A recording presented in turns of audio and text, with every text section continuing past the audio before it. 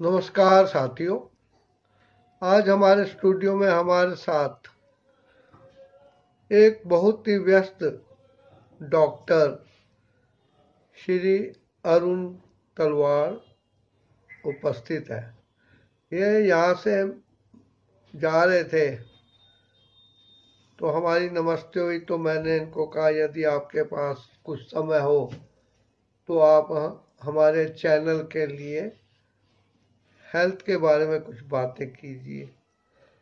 तो वो आ गए। नमस्ते डॉक्टर साहब। नमस्ते। नमस्ते। और आपका बहुत बहुत धन्यवाद कि आपने आज अपने लाइफ लाइन चैनल है उस पे अपने विचार प्रकट करने के लिए बुलाया। मैं चाहूँगा कि आप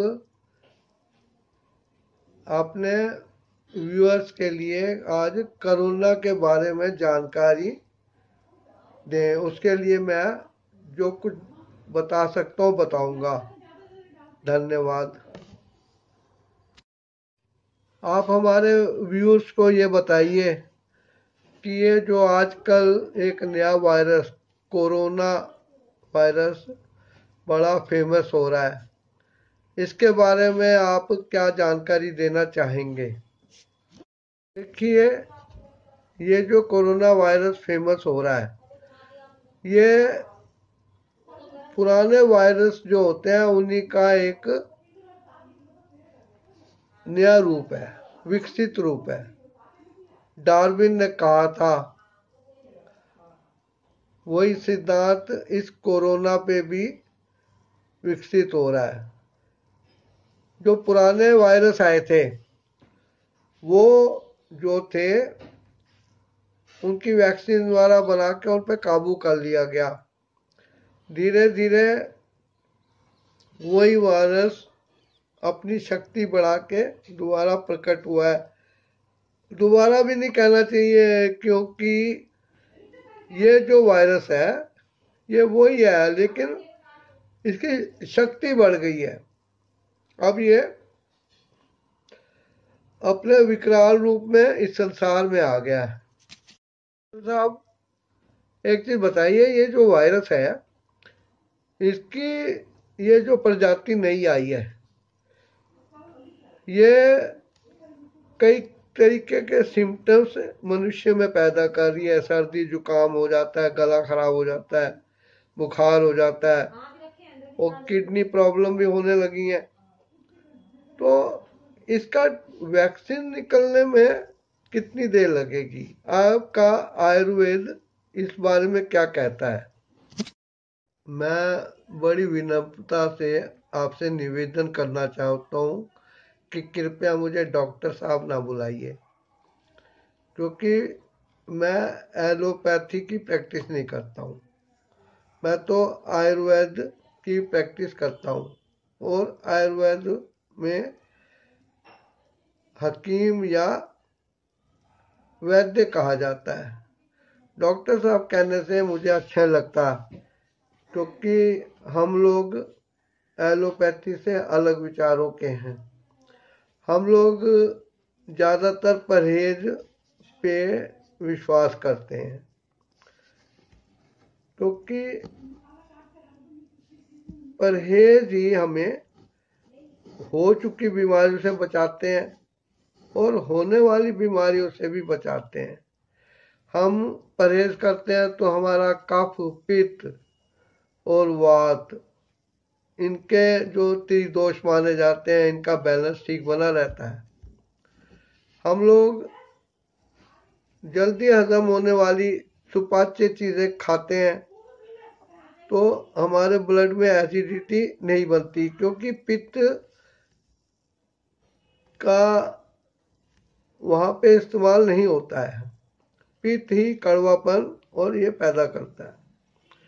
इसलिए हम लोग पित्त, कफ और वात पे ध्यान देते हैं। आजकल नाड़ी देखने वाले वैद्य नदारद हो गए हैं। क्यों? क्योंकि लोग एलोपैथी की तरफ भागे तो इनको भूखमरी की हालत में रहना पड़ा। इसलिए लोगों ने सोचा कि हमारे हुनर का होना ना होना बराबर है। आप जो सिम्टम्स बता रहे हैं इनकी आप दवाइयाँ लीजिए और फ्लू वाला के और दूसरे जो लक्षण है सर्दी जुकाम के बुखार के उनके हिसाब से आप रखिए। भीड़ भाड़ में मत जाइए, क्योंकि ये कोरोना वायरस इंटरनेट के थ्रू आपके पास नहीं पहुंचेगा। ये पहुंचता है जब स्पर्श होता है अनजान लोगों का और जब हम भीड़ भाड़ का हिस्सा बनते हैं। हमारी सरकार ने अब मॉल, पिक्चर हॉल वाला और ऑफिस वाला और इन पे रोक लगा दी है। शादी ब्याहों पे एक संख्या नियत कर दी है लोगों के आने की। परहेज कीजिए और अपना बचाव ही आपको रखना बहुत जरूरी है जब तक कि वैक्सीन का आविष्कार नहीं होता है। इतना व्यस्त होने के बाद भी डॉक्टर साहब वैद्य साहब आप हमारे शो में आए और हमारे YouTube चैनल लाइफलाइन 19 के व्यूअर्स के लिए आपने इतनी अच्छी बातें की। आप बहुत व्यस्त रहते हैं, लेकिन अंत में मैं आपसे एक प्रश्न पूछना चाहता हूँ कि कोरोना वायरस का इस संसार पे क्या असर पड़ रहा है। ऐसा है जी,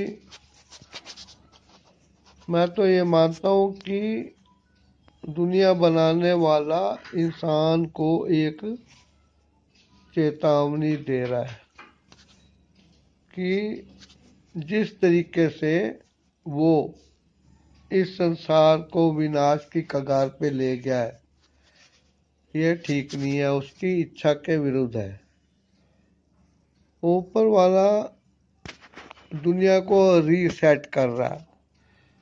अब मॉल, पिक्चर हॉल वाला जितने भी एंटरटेन के फालतू टाइम वेस्ट करने की जगह थी वहाँ पे लोगों ने जाना बंद कर दिया है। अब अपने घर में बैठ के परिवार के सदस्यों के साथ टाइम बिता रहे हैं। तो ये एक पॉजिटिव संकेत है। यदि इंसान प्रकृति को खराब करेगा तो प्रकृति उसका बदला जरूर लेती है। या तो बाढ़ें आती हैं या आंधियां चलती हैं, बवंडर आते हैं, सूखा पड़ जाता है, ये सब है। इसीलिए हमारे ब्रह्मा, विष्णु, महेश इन तीन देवों को इस संसार में पालन करने वाला, पैदा करने वाला और विनाश करने वाला माना गया है। भारतीय संस्कृति वास्तविकता पर आधारित है। जो यूरोपियन कंट्रीज वाला जिनकी सभ्यता बाद में इस धरती पे आई, वो लोग भगवान द्वारा प्रचलित हिंदू सनातन धर्म को भूलकर अपने ही अलग धर्म बना के बैठ गए और दुनिया को कायरता और स्वार्थ के कारण विनाश की तरफ ले जा रहे हैं। एटम बम बना लेंगे, वो करेंगे, पनडुब्बियां बनाएंगे। तो कोरोना वायरस जो है एक ट्रेनिंग देने के लिए इंसान को आया है, सावधान करने।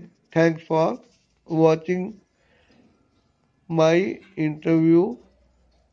मैं आपके दर्शकों को अपना ही दर्शक समझ के कह रहा हूँ।